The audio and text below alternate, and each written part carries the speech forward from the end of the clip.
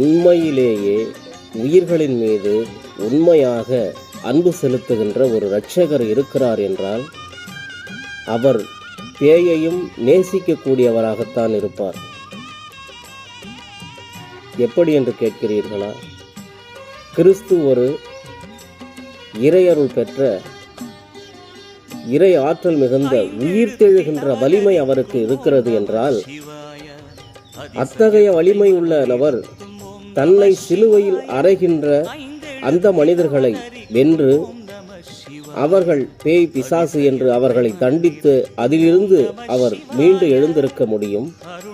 அவர்களை தண்டித்து தன்னை சிலுவையில் அறையப்படாமல் அவரை அவர் காப்பாற்றி கொண்டிருக்க முடியும். ஆனால் அங்கு அவர்களது அறியாமையை எண்ணி தன்னை அர்ப்பணித்துக் கொண்டார், தன்னை தியாகித்துக் கொண்டார். அந்த தியாக உணர்வு புரியாமல் இன்று கிறிஸ்தவர்கள்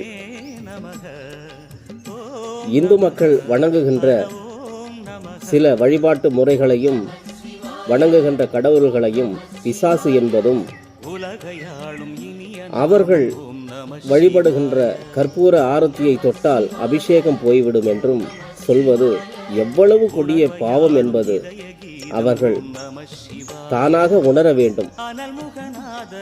ஒரு இரட்சகர் இருக்கிறார் என்றால் அவர் பேயையும் ஆசீர்வதிப்பார். அந்த பேயும் அந்த இரட்சகரால் புனிதமாக மாறும். தீட்சை பெற்று அந்த பேயும் மனிதனாக மாறும்.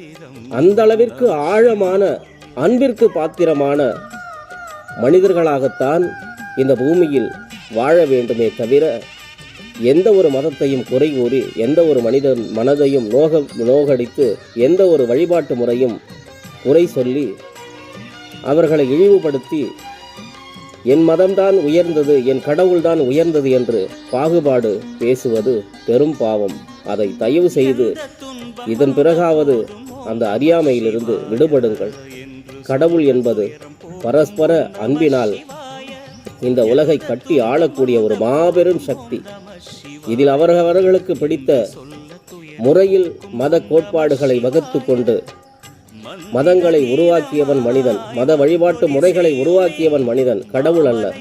அதற்கு காரணம் கடவுள் மனிதன் என்ன நினைக்கின்றானோ அதற்கெல்லாம் துணை போய் அதுவாக மாறுகின்ற சக்திதான் கடவுள். தவறாக புரிந்து கொண்டு எவர் மனதையும் புண்படுத்தாதீர்கள், நோகடிக்காதீர்கள். சிவாய நமः.